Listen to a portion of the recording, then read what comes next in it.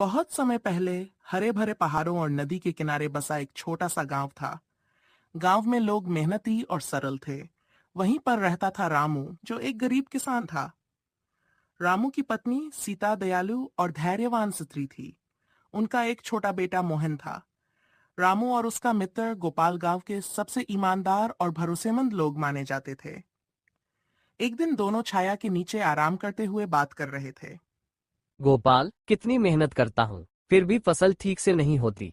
कभी बारिश धोखा दे देती है, कभी जमीन में ताकत नहीं रहती। सुन भाई, मेहनत का फल देर से ही सही लेकिन मिलता जरूर है। तू हिम्मत मत हार, गांव वाले तुझ पर भरोसा करते हैं, यही तेरी सबसे बड़ी पूंजी है। लेकिन जमींदार रघुनाथ हर साल ज्यादा लगान मांगता है। अगर इस बार फसल कम हुई तो घर कैसे चलेगा? हाँ, ये चिंता तो है, पर मिलकर कुछ रास्ता निकालेंगे। शायद गांव के और किसानों को साथ लेकर उससे बात करनी पड़े। तू हमेशा सही कहता है गोपाल। जब तक तू मेरा दोस्त है, मुझे लगता है मैं किसी भी मुसीबत का सामना कर सकता हूँ। दोस्ती इसी के लिए होती है, सुख दुख बांटने के लिए। उसी गांव का जमींदार था रघुनाथ। उसके पास बहुत जमीन जायदाद थी, लेकिन दिल से वह गरीबों के प्रति निर्दयी था। उसके साथ उसका ताकतवर नौकर भीमा भी रहता था, जो मालिक की हर गलत बात मान लेता था। भीमा, सुना है इस बार गांव के किसान कह रहे हैं कि लगान कम होना चाहिए। हाँ मालिक, सुना तो मैंने भी। लेकिन आप चिंता मत कीजिए, जो हुक्म देंगे वही होगा। किसान डरते हैं आपसे। डरना ही चाहिए। अगर मैं सख्ती न करूं तो ये लोग कामचोर बन जाएंगे। लगान वक्त पर न चुकाएं तो खेत छीन लूंगा।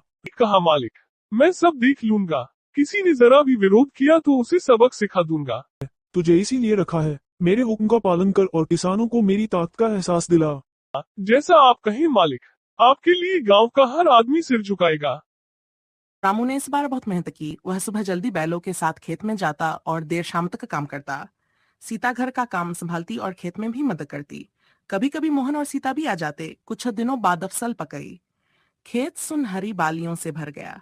यह देखकर रामू की आंखों में खुशी आ गई। सीता, देखो, मेहनत रंग लाए। इस बार अच्छी फसल हुई है। अब घर का खर्च भी चलेगा और लगान भी चुका दूंगा। हाँ रामू, भगवान ने मेहनत का फल दिया है। अब बस अनाज को सही सलामत बाजार पहुंचाना है।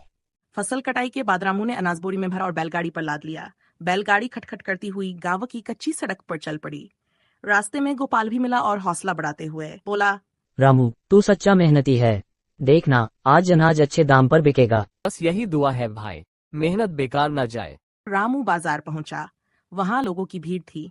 हर तरफ से आवाजें आ रही थीं। गेहूं लो, चावल लो, ताजा अनाज है। रामू ने अपना अनाज तुलवाया और सही भाव पर बेच दिया। जब हाथ में सिक्कों की थैली आई तो उसका दिल राहत से भर गया। रामू मन ही मन अब घर का खर्च भी चलेगा और लगान भी चुका दूंगा। अनाज बेचकर रामू सीधा जमींदार रघुनाथ के हवेली पहुंचा। भीमा दरवाजे पर खड़ा था। लगान का पैसा लाया है या फिर बहाना बनाएगा? लाया हूँ। ये लो, मेहनत की कमाई से लगान चुका रहा हूँ। पैसे लेकर अंदर गया और जमींदार को दिया। हम ठीक है, इस बार का लगान चुका दिया, लेकिन याद रखना रामू, देर न होनी चाहिए, वरना खेत छिन जाएगा। जी मालिक, मेहनत मेरी है, पर जमीन आपकी। कोशिश करूंगा कभी कमी न रहे। रामू बाहर निकला तो गोपाल उसका इंतजार कर रहा था। गोपाल ने उसके चेहरे की थकान देखी और कहा, लेकिन ये चक्र कब तक चलेगा? हम सबको मिलकर कोई रास्ता निकालना होगा। रामू गहरी सांस लेकर बोला, सही कहता है भाई। अब वक्त आ गया है कि हम सब किसान मिलकर अपनी आवाज उठाएं। एक साल गांव में ऐसा सूखा पड़ा कि खेतों में दरारें पड़ गई, कुओं में पानी सूख गया और पेड़ पौधे मुरझा गए। रामू घर लौटकर थका हारा चौपाल पर बैठ गया। सीता ने पूछा, इतने परेशान क्यों हो रामू? कुछ मिला नहीं खेतों से? कुछ नहीं सीता, सब सूख गया। बीज बोए थे, लेकिन बारिश न होने से सब बर्बाद हो गया। अब खाने को भी मुश्किल होगा। सीता ने पति का मनोबल बढ़ाते हुए कहा, हम सब तुम्हारे साथ हैं, हिम्मत मत हारो, मुश्किल वक्त हमेशा नहीं रहता। गांव के कई लोग हिम्मत हारकर गांव छोड़ने की सोचने लगे। गोपाल बोला, अगर ऐसे ही रहा तो हमें भी कहीं और जाना पड़ेगा।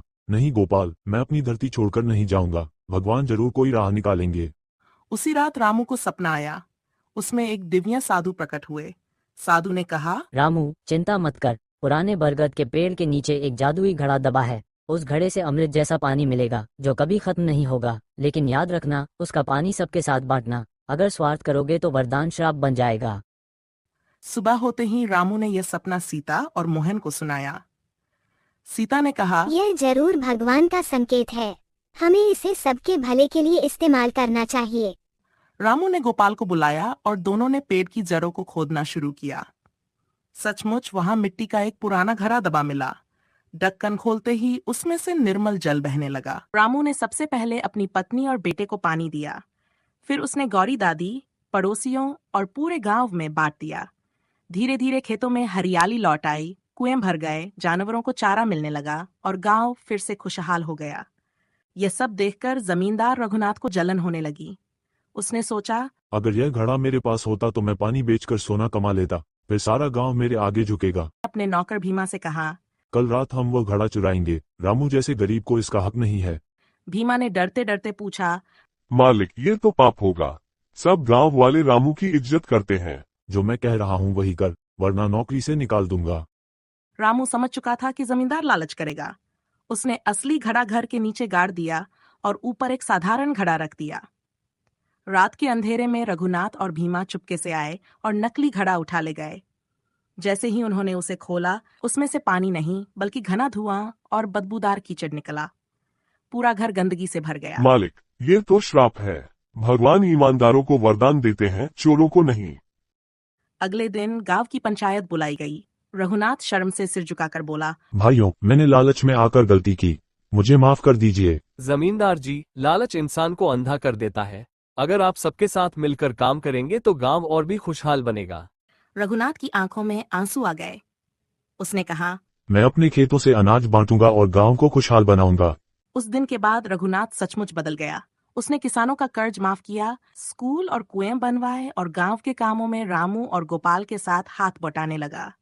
परिवार और मित्र कठिन समय में सबसे बड़ी ताकत होते हैं।